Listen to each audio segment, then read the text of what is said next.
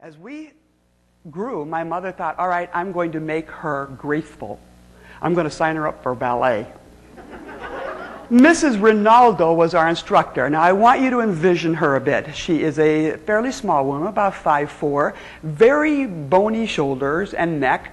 She was graceful. She held herself completely erect and always poised for action. She starts making the assignments. You get to do this, and you get to do this, and she's moving her way on down the line of everybody and how she's going to assign them.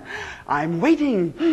Here I am. I mean, I didn't know she was doing it in height order because, see, I was always at the end. They always kind of like moved right up, and there's Karel. Hello, here I am. I'm the tall ballerina. Yeah, hello.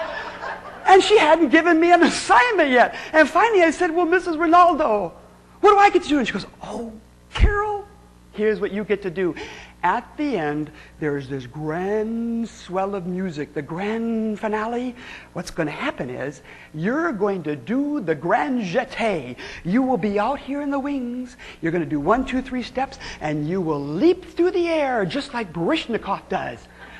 And it was perfect because I could leap like a gazelle. I had legs like you wouldn't believe. These legs, I flew everywhere. I didn't need a trampoline because it's boing, boing, boing, there. It was wonderful. And she goes, but wait, Karel, don't get excited yet.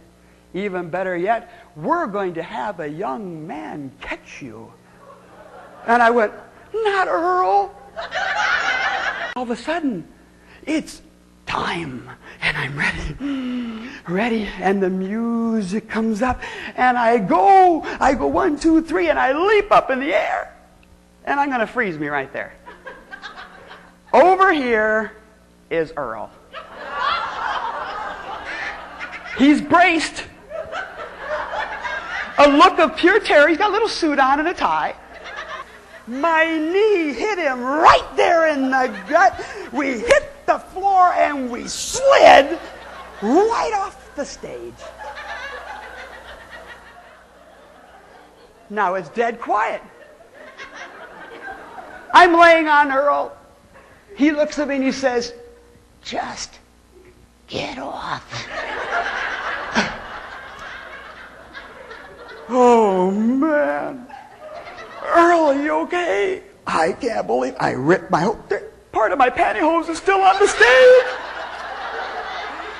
Now it's dead quiet out in the audience. I think they thought we died. I don't know. Poor Earl looks at me and he goes, get up.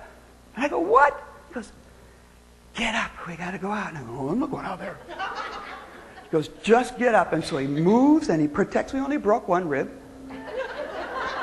Takes me by the hand and he drags me out into the middle of the stage in a spotlight very similar to this, dead quiet. He looks at everybody, he grins and he goes, ta-da! We got a standing ovation. Mrs. Rinaldo comes up to me and she goes, Karel, you can't be a ballerina anymore. You're too big, too tall, so I don't want you coming to classes anymore. Pack up your shoes, go away. She told me I can't do that anymore. I had dreamed of being a ballerina. I could leap like a gazelle, for heaven's sakes. You know, I was ready. I envisioned myself dancing on Carnegie Hall. I thought, wouldn't that be awesome to do that? And I found out that it was a path. All of a sudden now, I was told I can't do that anymore. Not through any fault of my own, but I can't do that anymore. And I'm all of a sudden taking a path that I'd never planned and just moving on my way. I did get back at Mrs. Rinaldo, though, because in 1988, I moved to Pittsburgh, Pennsylvania. You know there's a Carnegie University? And I happened to introduce myself to the theater guy. He ran the lights. So on a Sunday, he turned the lights on the stage on their Carnegie Hall, and I did a big leap. And I filmed it. You know, she's not going to tell me I can't do that anymore.